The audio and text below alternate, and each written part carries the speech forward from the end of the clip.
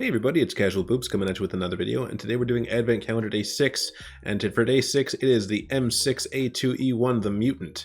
It is one of the many, I'll just look over here, one of the very many Tier 8 American heavy tank premiums. As you can see, there's so many. And it's not a deal. This is the cost of the tank plus the 300 gold for the garage slot. Not normally available for gold. I think that's the whole meme here. But do I think the tank is good? Yeah, okay, I'll give it to him. Like, I'm not crazy about this tank, but it's okay. It got buffed recently, and like it went from kind of just a meme to it actually being pretty okay. Do I think you should buy this tank? Only if you really like heavy tanks. If you like heavy tank gameplay, then this might be for you.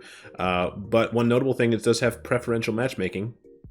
And so what that means is that as long as you either don't platoon, or if you do platoon, you only platoon with other tanks that have preferential matchmaking, you will never see your tier 10s. You will only see tier 9s or 8s in this tank. So that is notable, and you will that is a big reason why if you just straight up compare this tank to a lot of other tanks that don't have pref matchmaking, it'll look like trash.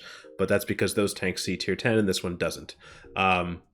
Now, about the tank, it's got DPM that's kind of on the low side. It's got alpha damage that's kind of on the low side. The penetration on standard rounds is okay at 204, but certainly nothing exceptional. I would call it a little on the low side, considering the fact that it's a heavy tank and it's not that fast, and so you are going to need to be shooting things in the front. The premium rounds at 245, that gets work done. But then, you know, the one thing here is that like penetration and accuracy go hand in hand, right? You can deal with lower penetration if you have accuracy that's good enough to put the shots where you want them to. This does not.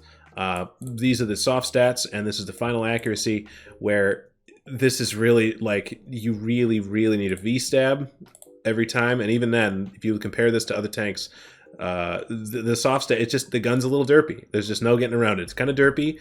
The penetration, in my opinion, feels kind of bad, or it feels worse than it otherwise might because of that. But yeah, it's got a 105. It's a very tall tank, and it's kind of on the slower side. It's a heavy tank, kids. It's definitely it's not going to be winning any speed races. 380 V range is kind of blah, but again, you're not meant to be like trying to outspot things. You're meant to be in somebody's face brawling with them. You got a 5-man crew, which is a little bit weird for the high tier. The high tier American stuff is 4-man. But like if you got a T29 in your garage, which I highly recommend that you do, then you'll have your radio man from that. Otherwise, if you just have like a T110E5, you'll be struggling to find a radio man. So that's something to keep in mind. The crew layout's a little bit on the odd side. 10 degrees of gun depression is very nice. And now for the thing you've all been waiting for, the armor. This is why you play this tank. If you decide to play this tank, this is why you would play it.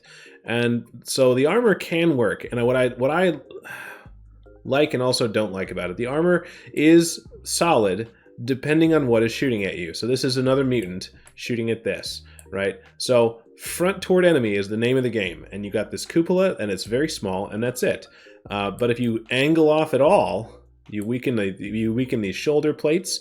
The sides of the turret is extremely thin, and so as soon as, like, if you see a mutant that's looking at somebody else, you know, maybe they crest a ridge and they do one of these. Easy pen all day in the side of the turret, and so on and so forth. So it's really difficult in these things to make the armor. The armor can only be angled just so against one person, because as soon as you get to one side, you're going to have a bad time.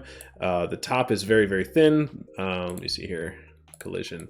The top is very thin. It's like 25 millimeters on the top of the engine deck, the top of the turret, and it's a very tall tank. I mean, this it's very hard to get a sense of scale in this. You know, tanks GG, but like I would say that this is like an entire, like most heavy tanks come up to about here, like half of the turret, right? So this is like an extra head higher, basically. It's a very tall tank, very hard to hide, and so you can't really side scrape in this thing, because as soon as you do that, you'll flatten out this shoulder plates and so on. And your side is very weak, and so on and so forth. So the thing that annoys me about this tank is that when you're when you're facing things that are like tier 6s and tier 7s, you're just god mode, of course, because it's top tier. And some tier 8s are you're going to struggle to pen your bits, your various little things here. But the problem that I have with it is as soon as people tap 2, or as soon as you meet things that have high enough penetration to overcome the armor that it has, there's very little that you can do to fix that. Like, not always do you get 10 degrees of gun depression. Like, you just don't get opportunities to be looking down at things all the time. And so when you find yourself against, like, I don't know, a tier 9, like, I don't know, M103, sure. You're going to see M103s in this thing. And this is what the armor looks like. And so maybe you're like, oh, I'll just make sure that I'm using some, but maybe not all of my gun depression. Oh, okay, sure, it's okay. But, like, this is the issue. Either the armor works and you're god tier, or it doesn't and you're butter. And you can't really angle much to make it any better. And, you know, and then if they tap 2, nothing matters.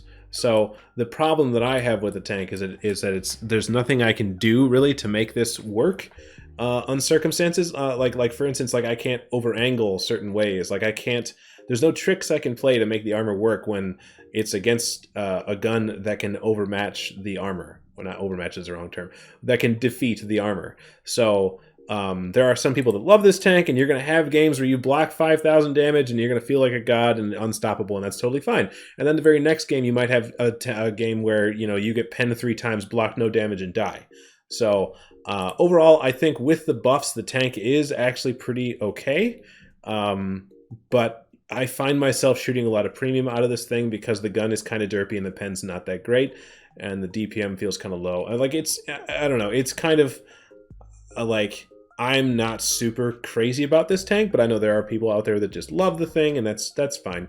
Those people can have it. I wish they could have mine.